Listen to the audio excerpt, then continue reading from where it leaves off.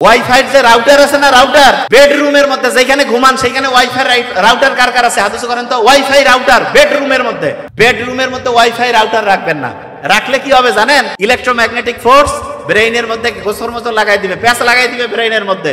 দেখবেন যে ঘুম ঠিক হবে না। ঘুমের ওষুধ যে এত বাড়ছে, যেই দিন থেকে মোবাইল আসছে, টাওয়ার বাড়ছে, সেই দিন থেকে এই ঘুমের ওষুধের পরিমাণও বাড়ছে। ঠিক না বেঠিক বললাম? বুঝাইতে পারছে?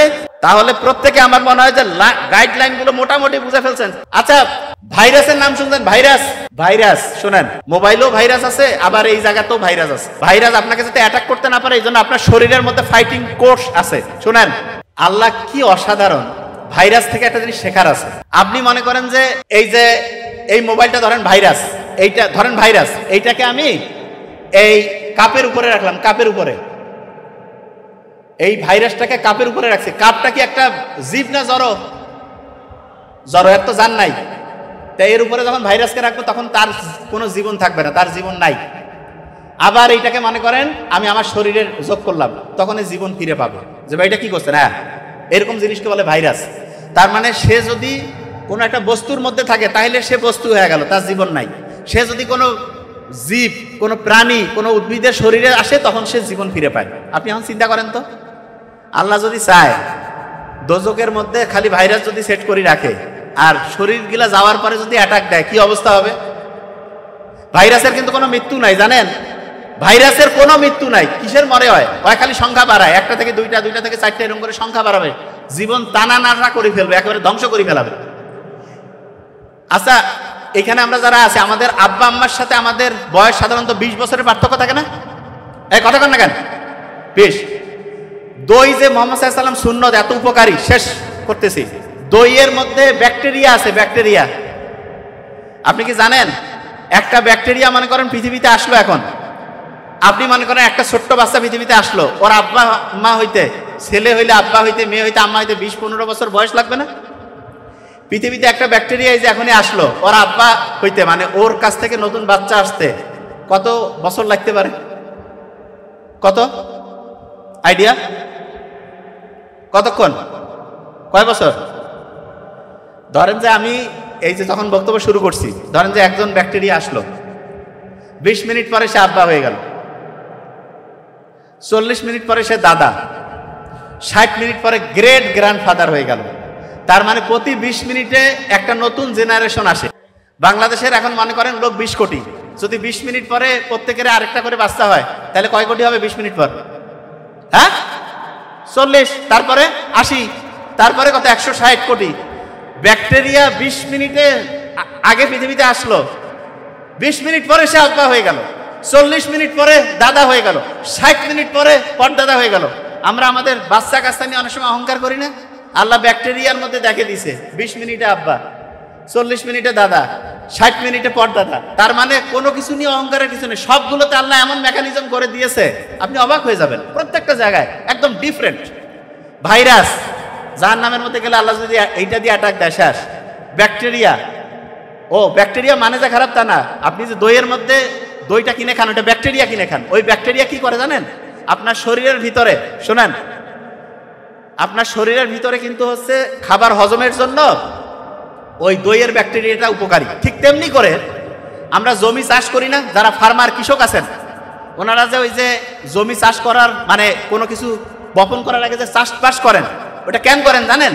ওইখানে যে ব্যাকটেরিয়া আছে সে যাতে আরাম করে থাকতে পারে। ব্যাকটেরিয়া যদি এক জায়গায় আরাম করে থাকে তাহলে ওই জায়গায় ভালোভাবে হচ্ছে খাবার তৈরি হওয়ার জন্য যে ফসল উৎপাদন সেটা ভালো হবে। আপনি মনে করতেছেন আপনি বীজ দিলেন, পানি দিলেন, উপর থেকে সূর্যের আলো আসলো, জিনিস হবে, ঘন্টু হবে। ব্যাকটেরিয়া না হলে কিছুই হবে না। আল্লাহ খাবার দাবারের জন্য দেখেন আল্লাহ কি অসাধারণ। ব্যাকটেরিয়া যেই কাজটা করে এই কাজটা আমরা অন্য সারটার দিয়ে যদি করতে চাই তারপরও আমরা ওর মতো ন্যাচারালি করতে পারবো না। আমার কথা কি বুঝাইতে পারছি আমি? তার মানে মাটিতে যে আপনার ফসল উৎপাদন হচ্ছে এইটার জন্য আল্লাহর রহমত হিসাবে 24 ঘন্টা প্রতি মুহূর্তে কাজ করতেছে ব্যাকটেরিয়া। তা আমার মতে প্রত্যেকটা জিনিস এরকম সায়েন্টিফিক্যালি আমরা যদি বুঝতে পারি, এবং এখানে যে অভিভাবকরা রয়েছেন, শোনেন, লাস্টের 2-3 মিনিট আগে, এই ওঠা যাবে না, এই থামেন, সবচেয়ে দামি কথাগুলো আমি শেষে বলি। খাতা কলম আমার স্পিচে আসার আগে অবশ্যই খাতা কলম আনবেন, সব তো খেলা হারিয়ে ফেলাবেন। 80% যাইতে যাইতে শেষ। এখন আবার রিক্যাপ করে দিই, শুনেন। কোন কালি দিয়া লিখবেন? নীল। একটানা সর্বোচ্চ কতক্ষণ পড়বেন?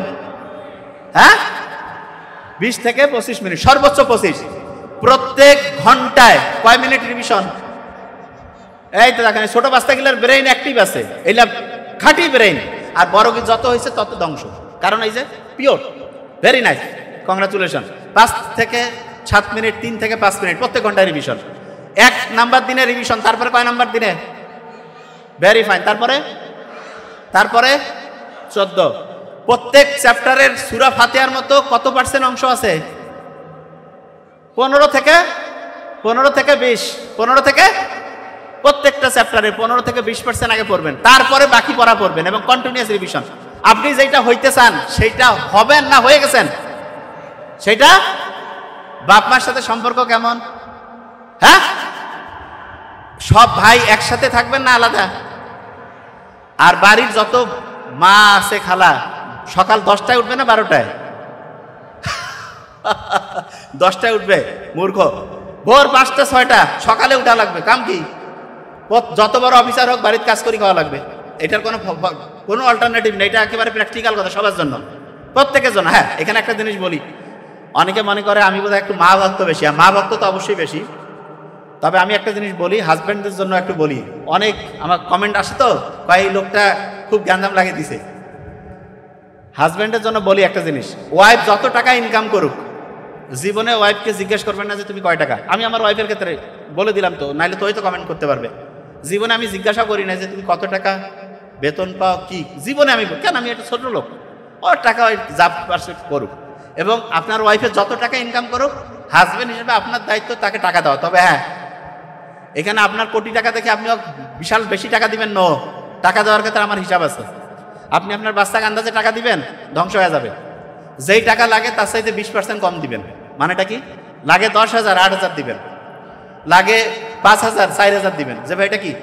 কাজ করো, ভালো পরিশ্রম করো, ভালো ব্যবহার করো, অন্যের সাথে চমৎকার আচরণ করো, আস্তে আস্তে বোনাস পাবা।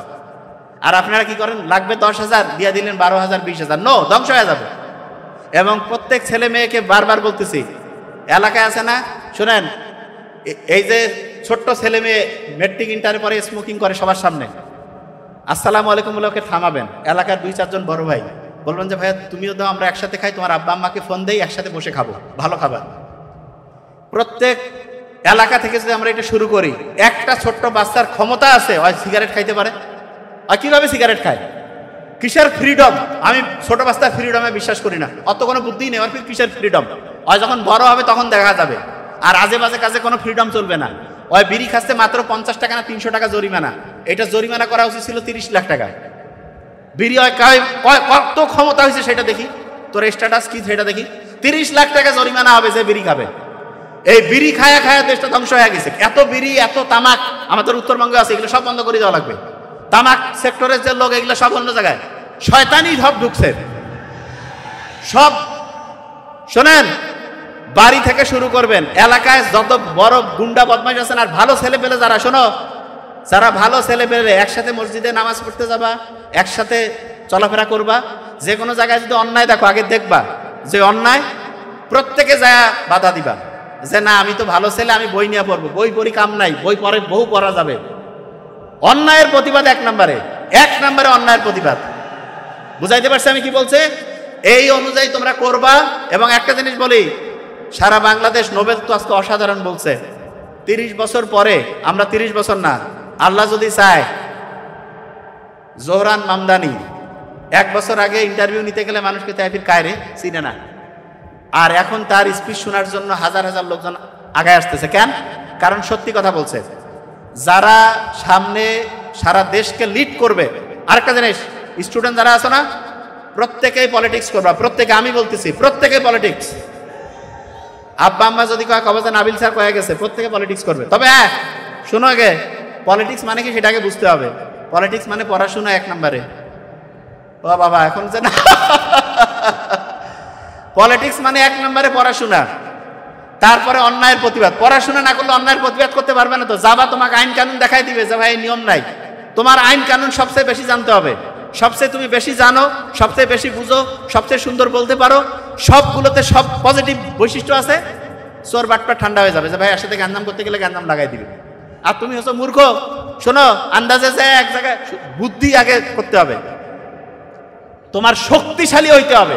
ইসলাম শক্তিশালী হইতে উৎসাহিত করছে।